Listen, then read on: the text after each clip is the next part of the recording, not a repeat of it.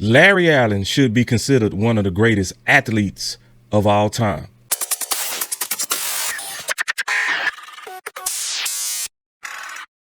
So obviously people are tuning in. Some people clicked in because of the thumbnail, because it's go get your attention.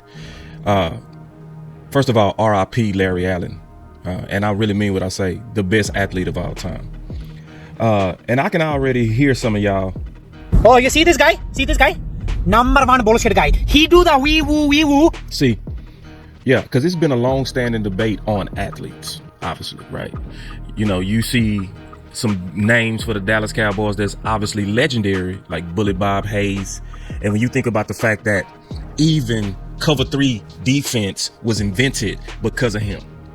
Like, think about it. Now, imagine today if it was a receiver that wasn't even just a top receiver, but you could literally turn on the Olympics and watch him winning.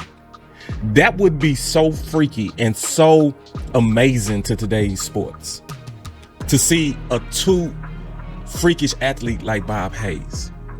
And then obviously the other debate some would throw in there would be obviously Bo Jackson, who ran a 4.18 and who has one of the best speed scores when you look at his weight to speed ratios, where Nike had a campaign that said Bo knows, where basically Bo could basically do everything at a superstar level. So when you hearing about athlete, people looking for the guy that got the 6-pack, that got the 40-yard dash and the 40-yard, you know, and the speed and the muscles and the multiple sports. To me, I always put Deion as the greatest athlete of all time. It was also because I looked at how many positions and what he could do. If he just played kickoff and punt return alone and never played corner or receiver, he still would have been first ballot just on his return ability if he never played corner. So don't add on top of that the ability to play corner, which he still is the all-time best corner ever. Then don't add on top of that the fact that he played full-time receiver and corner in the modern age. But obviously, I've been thinking about Larry Allen since his passing, and I've grown. I'm being all the way honest, I've grown. A lot of us grow. Sometimes you have to admit when you've grown. And I'm gonna tell you an area where I've definitely grown. I have grown greatly in my knowledge is doing content of offensive linemen. I'm talking about greatly. My knowledge of offensive linemen has exponentially increased. Obviously, my co-host is an offensive lineman, a 4-year starter, plays some pro ball, the OC. Plus, he's very smart. So you can't do content with somebody from years and not really start seeing what I didn't used to see. So when I used to, you know, debate who's the best athlete, it was always between Deion Sanders, Bob Hayes, and Bo Jackson. But I'm older now, and I gotta add somebody to the debate. You gotta add Larry Allen. See, the problem when you look at the offensive linemen is people don't consider them as athletes. Because how can a fat boy be an athlete? How can somebody with a gut be an athlete? Now you looking at literally one of the greatest athletes to ever walk God's green earth. Freakish on a lot of levels. And because now I'm smarter, I see it. And I was thinking, what is one of the best ways to honor him? I think one of the best ways to honor him is to actually remember him properly, with the full greatness of what he was. The full greatness. I'm gonna be honest with y'all, it's very insulting when people even put Zach Martin in this category. Even though Zach Martin is go be a first ballot and deservingly so. It's only one Larry Allen. See, Larry Allen, when it comes to offensive linemen and athleticism, is similar to Deion. He is one of the few linemen that could literally make and would have been first ballot at guard or tackle, similar to Prime. So how is that not an athlete? See, one of the most amazing feats that you will ever see in your life is when you see Larry Allen run down a linebacker. And if you look close, you'll see even Michael Irvin was struggling. Look at Michael Irvin on the same angle behind him, and you go see Larry Allen flash faster than a receiver. The only thing that I hate about that time is you didn't have GPS. You didn't have the computer chips to see how fast he was running.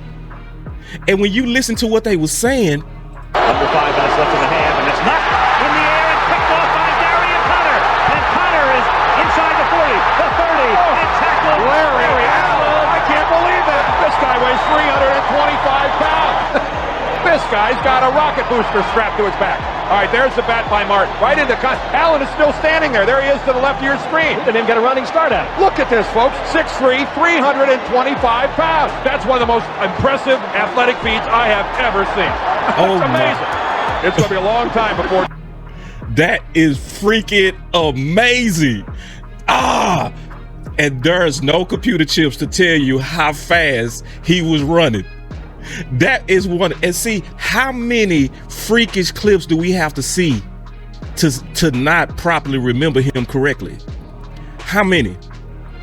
How many times did he have to bench press 225?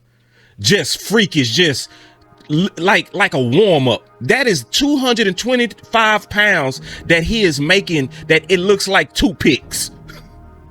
What is wrong with us where you got to have a six pack and you got to be running 40 yards and muscles and yeah, no. Athletes, no. Athletes got stomachs.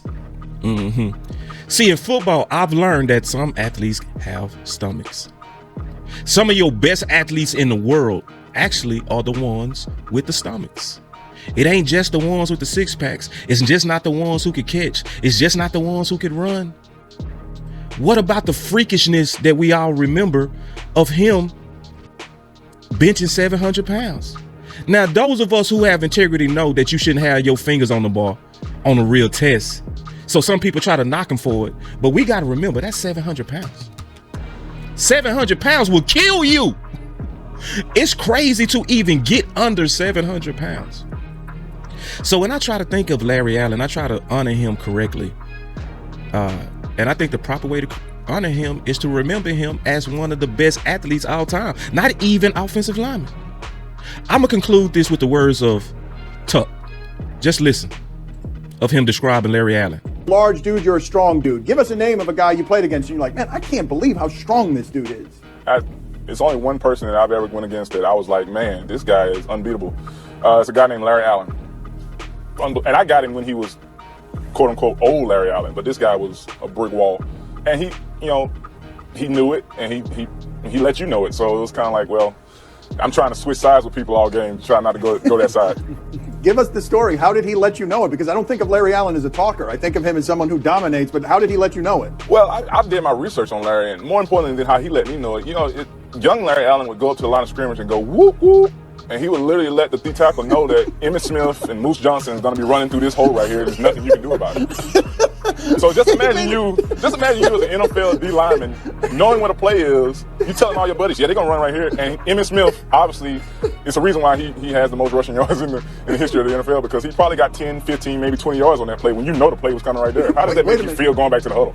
Wait a minute. You're telling us that Larry Allen would announce to you with a fake train whistle that he was coming straight to where you were going, and then There's nothing you can do about it. What you going to do about it? That guy used to lift like 700 pounds.